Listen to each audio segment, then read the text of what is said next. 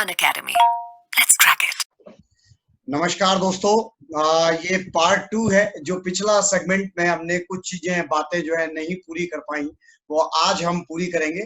फिर से मैं एक बार परिचय देता हूँ। आप हमारे बीच हैं विकास कुमार सिंह सर, और इनकी पूरी प्रोफाइल मैंने लास्ट टाइम भी आपको बताई। बहुत इंटरेस्टिंग करियर है और पूरी जर्नी जो है काफी मजेदार है।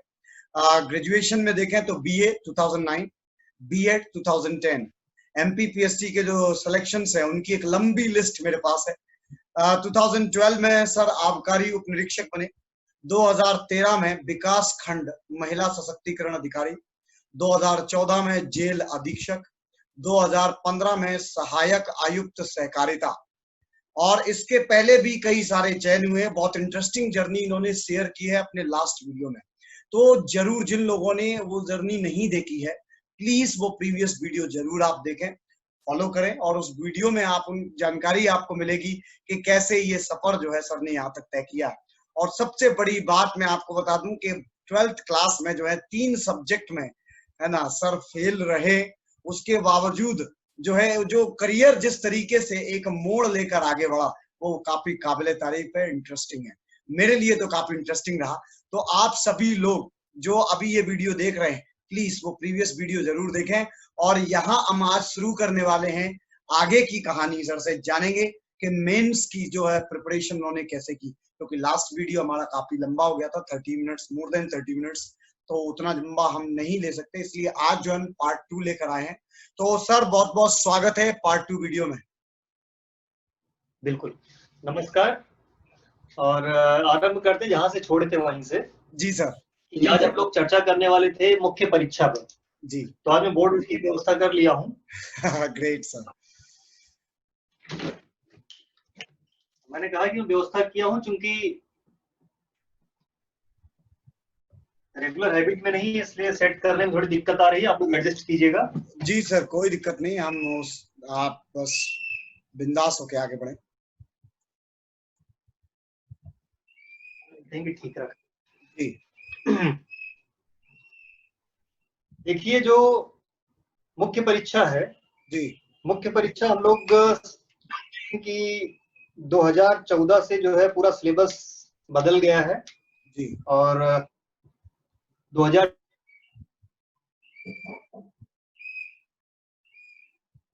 जी सर, वी आर लिसनिंग।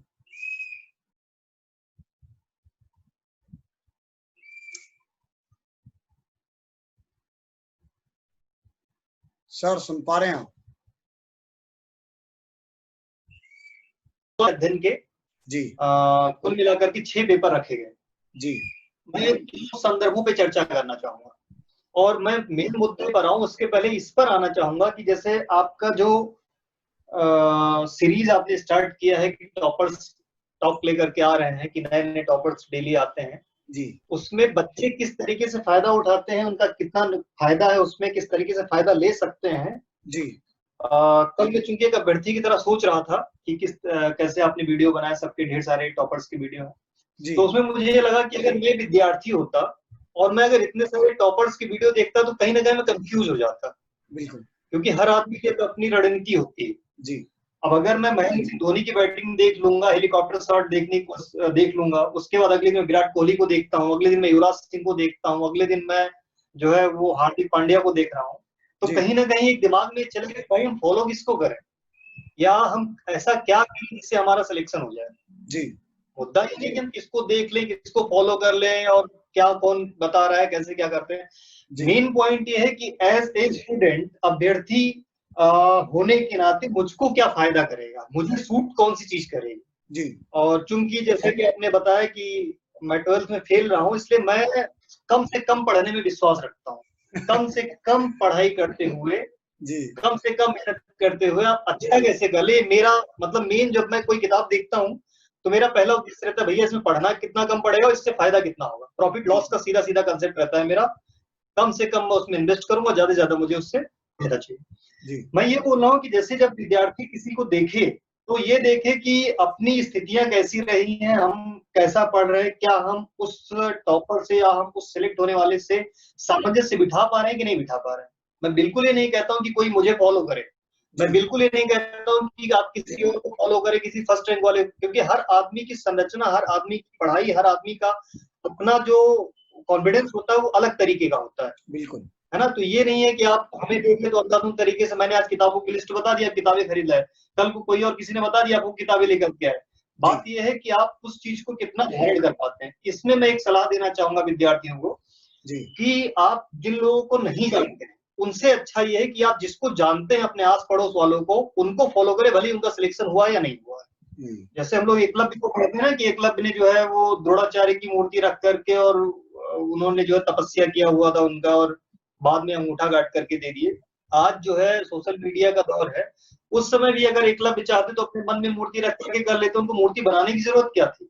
मतलब एक जो हमारा टच होता है, एक जो हमारा डेली मेल मिलाप होता है किसी मार्गदर्शक के साथ, इस चीज का मैं मतलब विद्यार्थियों को जरूर कहना चाहूंगा कि सोशल मीडिया के दौर में भी एक कम से कम व्यक्ति ऐसा बनाए, या एक कोई तो ऐसा हो कि जिससे आप मतलब इस सोशल मीडिया को छोड़ करके जो वास्तविक स्तर पर उससे संपर्क साध सके। जी। है ना? क्योंकि फील सब कुछ हो सकता है लेकिन फीलिंग्स नहीं आ सकती हैं आपके अंदर जब तक आप उस व्यक्ति से नहीं मिलेंगे, आप सीखेंगे नहीं। और इसमें कोई वो नहीं है कि जो आपके पास में, अगर आपके पड़ोस में जिसने एक दो इंटरव्यू दिया है या मीन्स भी लिखा तो भी वो काफी कुछ सिखा सकता है जो मैं यहाँ बैठ करके नहीं सिखा सकता हूँ। तो मेरा आप लोगों से निवेदन है कि हम लोग की बात ठीक है, भले आप सुनिए, लेकिन एक अपने आप को पहले जानिए और कमरा बंद करके, आंखें बंद करके अपने आप को सोचिए कि मैं क्या कर रहा हूँ, मुझे क्या करना चाहिए। और खुद में जो है, खुद का मतलब जितना आप मूल्यांकन करेंगे ना उतना ज्यादा अच्छा रहेगा आगे बढ़ने के। ये तो हो गई बातें। अब अपन सीधे आते हैं मुद्दे पर कि मुख्य परीक्षा के लिए, जिसके लिए आपने मुझे आज का स्लॉट दिया है जी। कि मुख्य परीक्षा के लिए क्या रणनीति होनी चाहिए। जी। तो आपको क्या करना चाहिए मैं बिल्कुल नहीं बताऊंगा, मैंने क्या किया मैं केवल ये बताऊंगा। अगर आपको अच्छा लगे तो आप फॉलो कीजिए, अगर नहीं अच्छा लगता है तो आप अपने हिसाब से चीजों को कीजिए। बिल्कुल मैं नहीं बोलूंगा कि आप आंख बंद करके मुझे मान लें। जी। मैं आता हूं, सबसे पहले दो स्तर पे बात करूंगा मुख्य परीक्षा में। एक तो रणनीति जी। और दूसरा समय प्रबंधन। जी। एक रणनीति हो गया, एक समय प्रबंधन होता है। या दूसरे शब्दों में कहें कि रणनीति के साथ ही मैं पूरे पाठ्यक्रम को जोड़ना चाहूंगा। जी। मतलब एक तरफ मैं समय प्रबंधन को लेकर के चलूंगा, दूसरी तरफ मैं आपको रणनीति बताऊंगी कि पाठ्यक्रम को पूरा कवर कैसे किया जाए। जी। सबसे पहले आते हैं समय प्रबंधन। समय प्रबंधन को अगर हम समझ लेंगे तो रणनीति हमारी पाठ्यक्रम की लगभग जो है आधी खत्म हो जाएगी। जी। आते हैं समय प्रबंधन। हम ये जानते हैं कि मुख्य परीक्षा में, मुझे 1 मिनट का समय दीजिए, मैं थोड़ा इसको लॉक टाइप का कर दूं। श्योर श्योर सर, कर लीजिए आप। हाँ जी। समय प्रबंधन पे आते हैं। हम ये जानते हैं कि हमारे जो कुल पेपर हैं वो 6 हैं। 1 2 3 4 5 6। पांचवा छठवां पेपर हिंदी और निबंध का हमको पता है, चौथा पेपर अपना नीति शास्त्र का है, ये भी पता है जी। इसको हम फिलहाल छोड़ देते हैं, 4 5 6 को छोड़ देते हैं। हम बात करेंगे केवल आरंभ के 3 पेपरों की। जी। जो पहला पेपर है वो अगर सामान्य भाषा में कहें तो इतिहास प्लस भूगोल। जी। दूसरे पेपर की अगर बात करें सामान्य भाषा में तो संविधान प्लस सामाजिक मुद्दे। जी। तीसरे पेपर को अगर सामान्य भाषा में कहें तो अर्थशास्त्र प्लस विज्ञान। क्लियर है? कुल मिलाकर के मैं आज आपसे केवल इन 3 चीजों के बारे में बात करूंगा, इस 3 पेपर के बारे में बात करूंगा कि इसका समय प्रबंधन कैसे मैनेज करें। फिर मैं आप ही से प्रश्न करूंगा कि अगर मैं इतिहास की बात करूं तो इतिहास को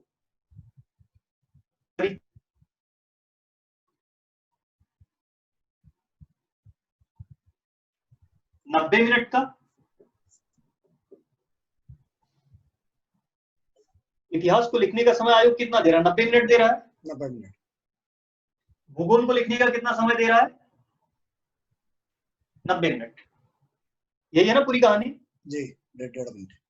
ठीक है, 90 मिनट इसमें दिया, 90 मिनट इसमें दिया, सेम वही कंडीशन यहाँ आएगी। जी। ठीक, ये पूरा हो गया। 90 मिनट हम यहाँ पे मिल रहा है इतिहास के लिए, 90 मिनट हमको मिल रहा है भूगोल के लिए। जी। अब अगर हम इसको और थोड़ा सा तोड़ें,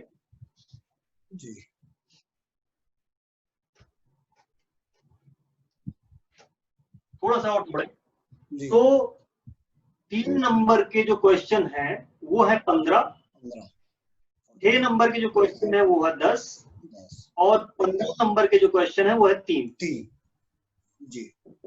फिर मतलब कि 45 नंबर, 60 नंबर और 45 नंबर, टोटल हो गए आपके 150 नंबर। यही है कैलकुलेशन जी। थोड़ा सा और आगे अगर आप बढ़े जी।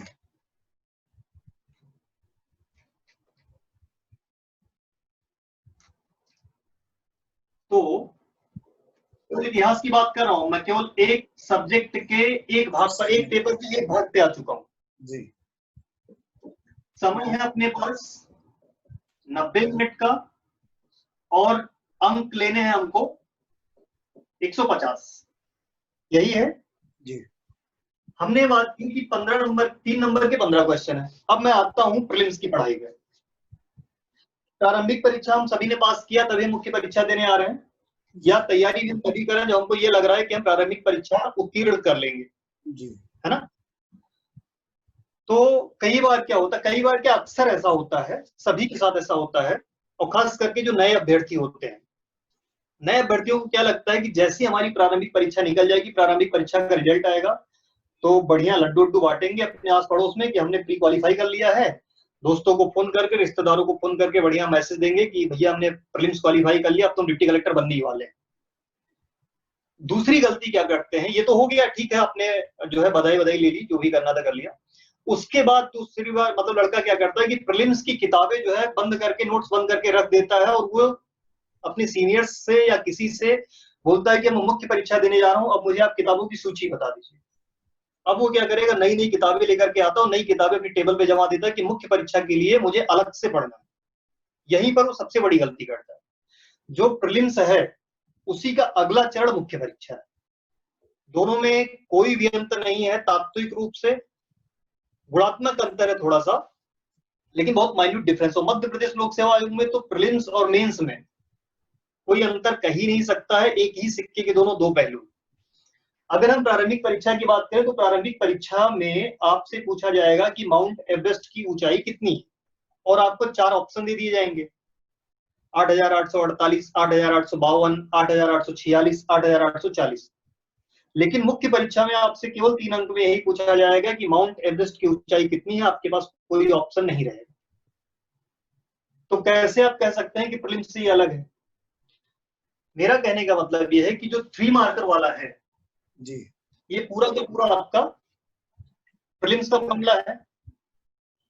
इसमें अगर आप अच्छा स्कोर करना, जैसे 3 नंबर की जो भी है 3 नंबर के 15 क्वेश्चन है, इसमें हमको प्रीलिम्स की तैयारी की तरह लेकर के चलना है इसको। मतलब कहने का यह है कि जो आपने प्रीलिम्स में मेहनत की है इतिहास विषय को लेकर के, जहां से भी किया, आपने लूसेंट पढ़ा, आपने स्पेक्ट्रम पढ़ा, कीजिए उसको कंटिन्यू उसी दिशा में आगे बढ़ाते रहे। समय प्रबंधन की बात कर रहे हैं तो मेरा जो मानना है, जो मैंने 2014 से लेकर के 2018 तक कंटिन्यू किया है, मैं 3 मार्कर के क्वेश्चन को लगभग 27 मिनट देता हूं।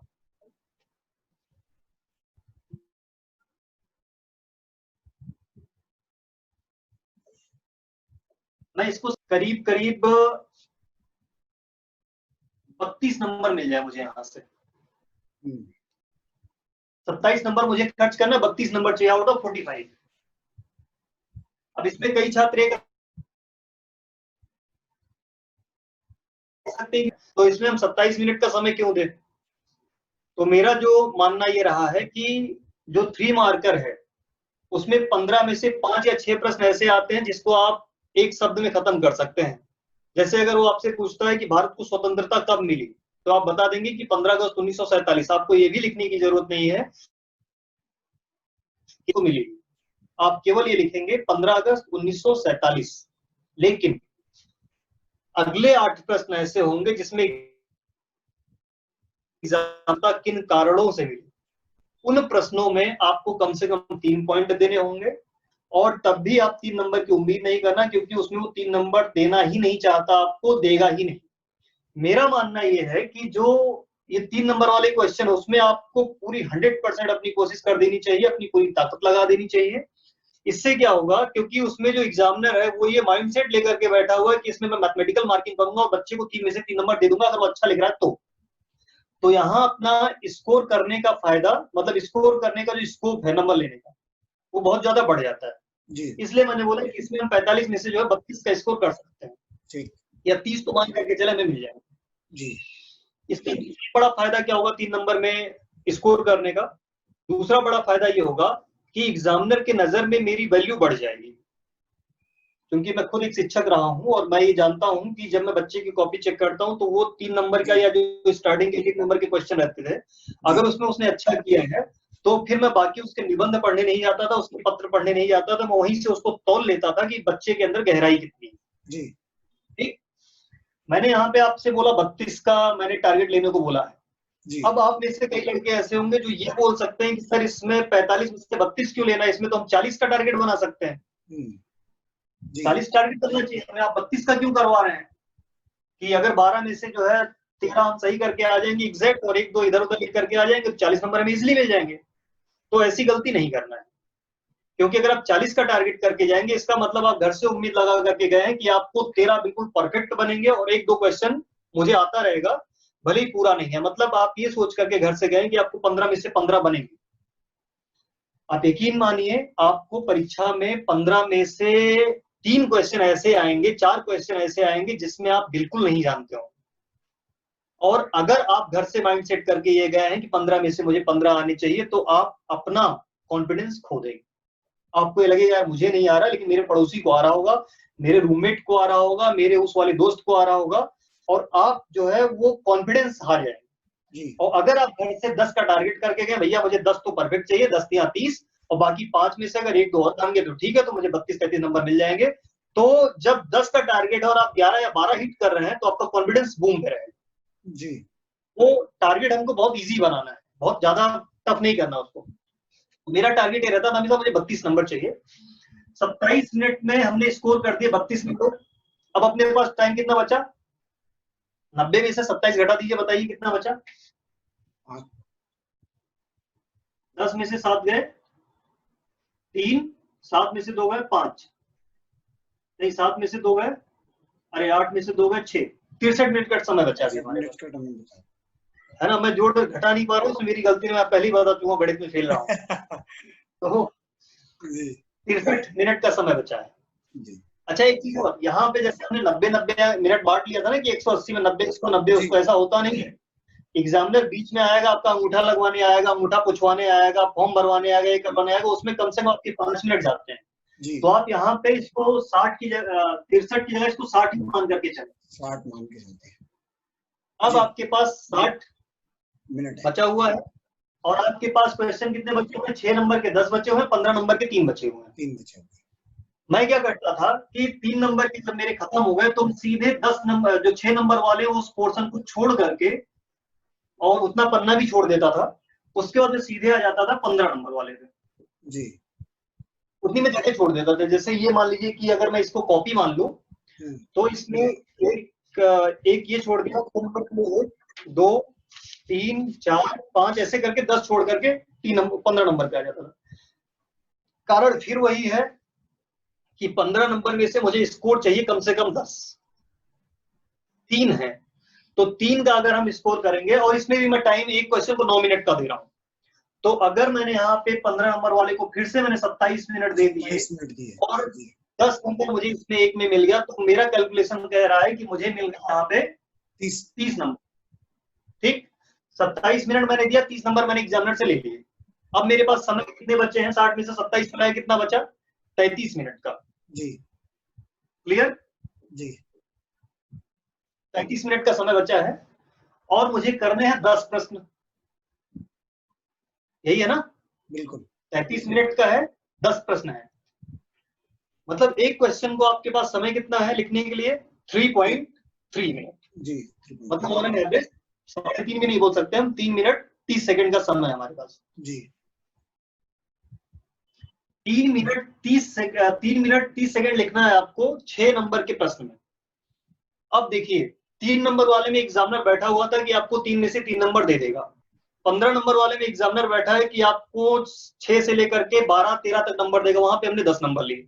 यहाँ पे मैं गारंटी के साथ कह सकता हूं कि आप कितना भी अच्छा लिख करके आ जाइए, एग्जामिनर आपको 4 या बहुत ज्यादा 5 से ज्यादा नंबर नहीं देगा, और कितना भी घटिया लिख करके आ जाइए 3 नंबर से ज्यादा कम नहीं देगा।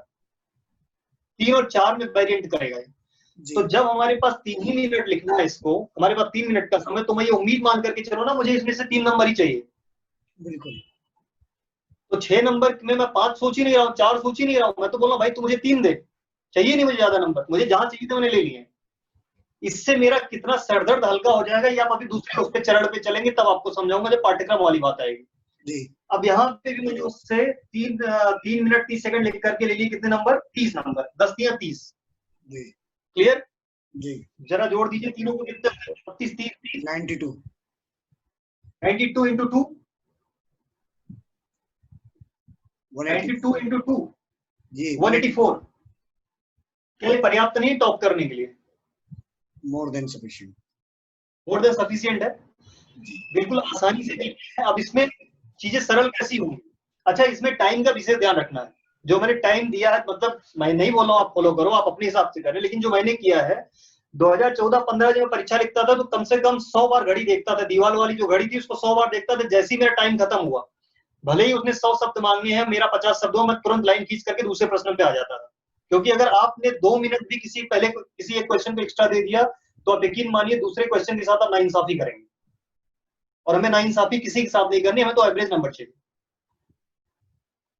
है ना। तो ये हो गई अपनी रणनीति समय प्रबंधन की। जी। अब दूसरा हम आते हैं इसी समय प्रबंधन को लेते हुए पाठ्यक्रम पे। जी। पानी पी ले। बिल्कुल सर, बिल्कुल कहिए।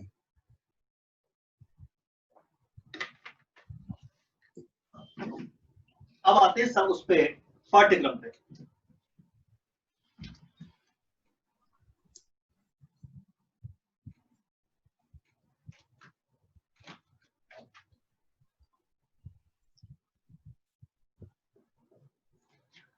पाठ्यक्रम को खत्म कैसे करना है, कंप्लीट कैसे करना है? जी। मैंने आपको पहले पाठ्यक्रम नहीं बताया, पहले हमने आपको समय प्रबंधन बताया।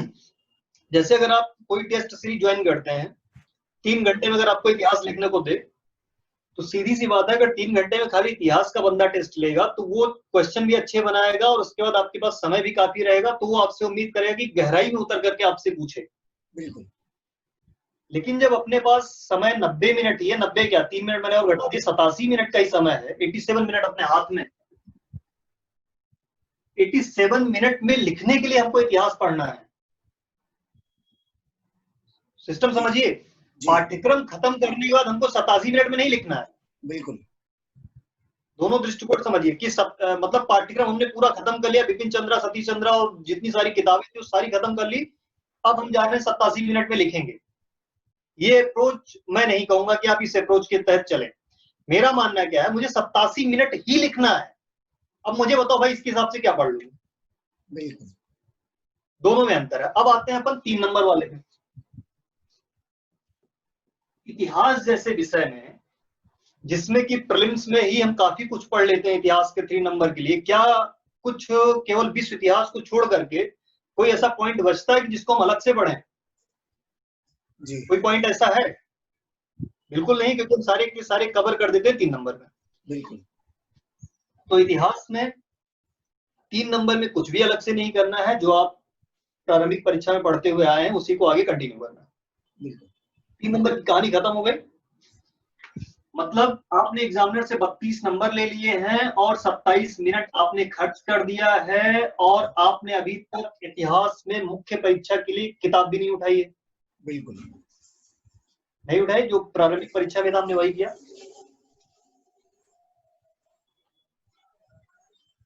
अब अपने पास समय वही कैलकुलेशन करते हैं, 60 मिनट का बचा हुआ है। जी।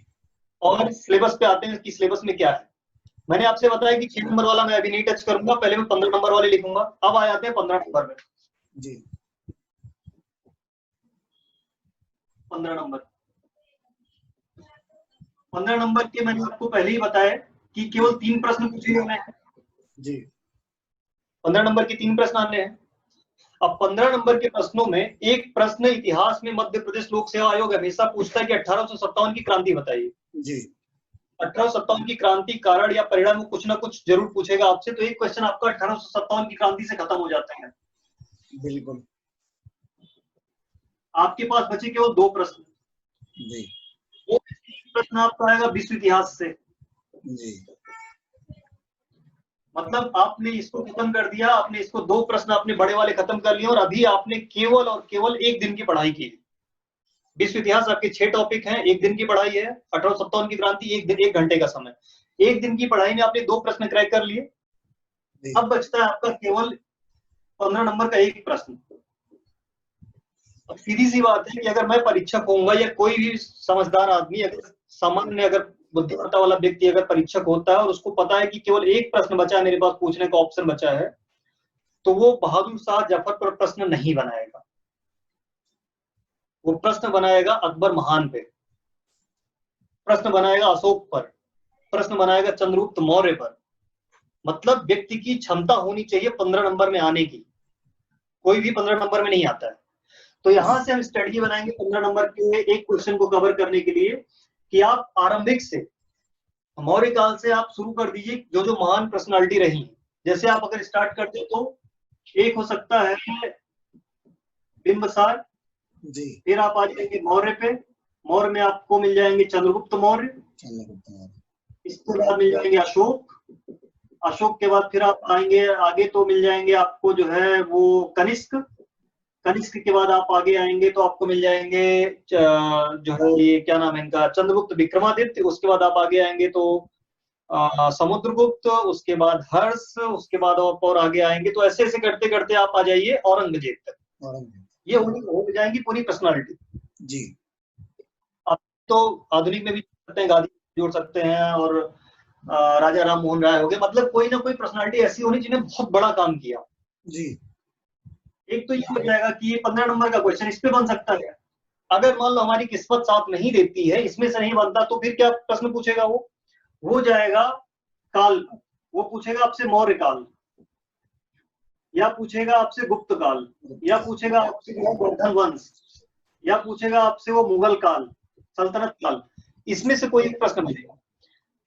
अब ये बताइए कि मौर्य काल पे प्रश्न बनता है या फिर चंद्रगुप्त मौर्य या अशोक पे प्रश्न बनता है? क्या दोनों प्रश्न एक ही नहीं है? बिल्कुल।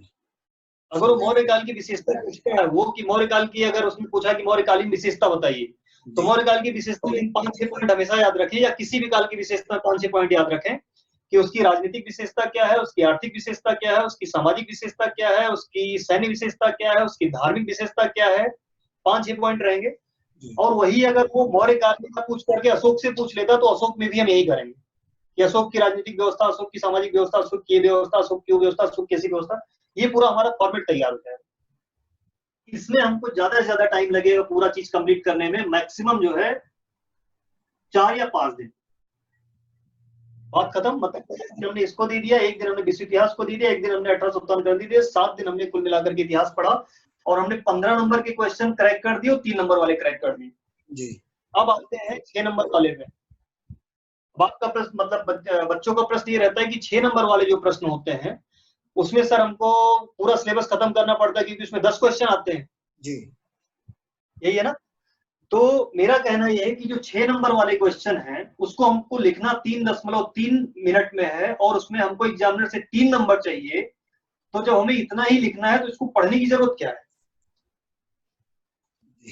भाई? अगर मेरुनिशा पे प्रश्न बन रहा है और मेरुनिशा मेरा 3 नंबर के लिए तैयार है और मुझे इससे 6 में से 3 ही नंबर चाहिए, तो मैं इसको पढ़ूंगा क्यों? जी तो मेरी स्ट्रेटजी ये रही कि 6 नंबर वाले क्वेश्चन के साथ में बिल्कुल जो है मतलब एक सौतेलापन टाइप का व्यवहार करके आता हूँ। बिल्कुल उसको घर से तैयार करके नहीं जाता हूँ और ईमान के चलता हूँ भाई मुझे 3 ही नंबर चाहिए, मैं इसमें 70 शब्द ही लिखूंगा और 4 नंबर मुझे नहीं चाहिए। तो इससे क्या रहता है कि मेरी पढ़ने का जो समय है जी वो काफी बच जाता है। तो ये मेरा 6 नंबर वाली स्ट्रेटजी रहती है 6 नंबर में। तो बाकी ये मेरा पूरा रहा पैटर्न इतिहास को, और इतिहास भूगोल राजनीति सब पूरा ऐसे ही कंप्लीट होता है। बाकी आप बताइए कोई प्रश्न अगर है, और आप मुझे बताइए समय मेरे पास अभी कितना है। We are almost done sir. आप शॉर्ट में जो भी आप समझा दें। एग्जैक्ट बताइए कितना समय, 1-2 मिनट है ना? Sure sir.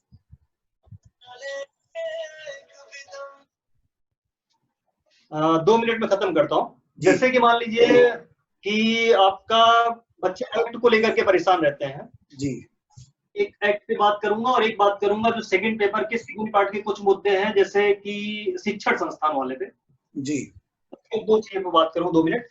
देखिए, एक्ट को लेकर के बच्चे परेशान रहते हैं और मैंने कहीं देखा भी कि कई लोग जो है वो ढेर सारा गट्ठर बन जाता है उनका एक्ट को लेकर के कि ये वाला एक्ट है, वो वाला एक्ट है, दुनिया भर के एक्ट हमको पढ़ने हैं। जी। सीधा-सा मेरा बच्चों से ये कहना है या मित्रों से ये कहना है कि जब हम प्रारंभिक परीक्षा देते हैं, प्रारंभिक परीक्षा में मात्र 3 एक्ट हैं और 3 एक्ट हमें पूरे साल में याद नहीं होते हैं। जी।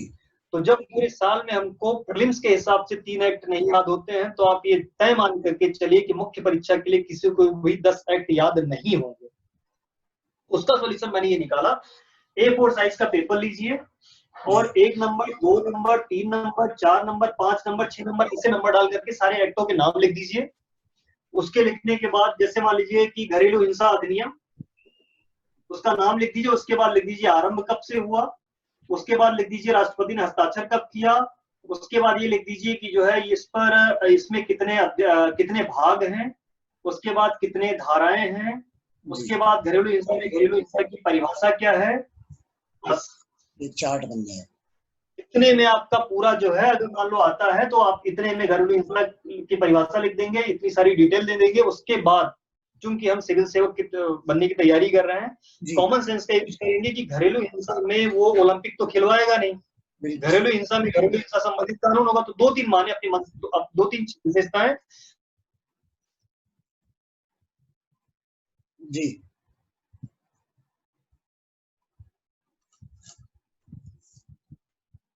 क्या है कि जितने भी संस्थान दिए गए हैं, एनसीईआरटी, एनआईपीए और यूजीसी और उसके लिए यूजीसी, जितने भी संस्थान है उन सबका एक चार्ट बनाए इसी की तरह। यहाँ पे यूजीसी लिख दीजिए, यहाँ पे एनसीईआरटी लिख दीजिए, यहाँ पे जो है वो क्या एनसीटीई लिख दीजिए, यहाँ पे मतलब जो भी आईआईटी लिख दीजिए। उसके बाद यहाँ पे इनके गठन कब हुआ, इनका मुख्यालय कहाँ पर है, इनके अध्यक्ष कौन है। बस खाली इतनी चीजें आपको याद रखनी, बाकी आप खुद समझदार हैं कि यूजीसी जो है वो खेल नहीं खिलाएगी, यूजीसी जो है फिल्म नहीं बनवाएगी। यूजीसी हमको नाम से समझ में आ रहा है कि शिक्षण संस्था पेपर बनवाएगी, परीक्षा करवाएगी, यूनिवर्सिटी कॉलेज को मान्यता देगी। बस इतनी ही फिलहाल के लिए। और बहुत बहुत धन्यवाद sir, thank you so much आपका इतना कीमती समय हमें देने के लिए। और ये जो मेहनत आपने की है डेफिनेटली स्टूडेंट्स याद भी रखेंगे और फॉलो भी करेंगे, क्योंकि ये जो है एक गोल्डन जो है आपने स्ट्रैटेजी उनको दी है, उनके माइंड को ब्रॉडेंड किया है कि वो सोच सके इस तरफ भी, क्योंकि ये बहुत ही सेलेक्टिव की पॉइंट्स है जिनको दिमाग में रखना बहुत जरूरी है। तो हमारे अनअकैडमी परिवार की ओर से और सभी स्टूडेंट्स की तरफ से भी आपको बहुत बहुत धन्यवाद इस वीडियो के लिए। ठीक है, बहुत बहुत धन्यवाद आपका भी। Thank you sir.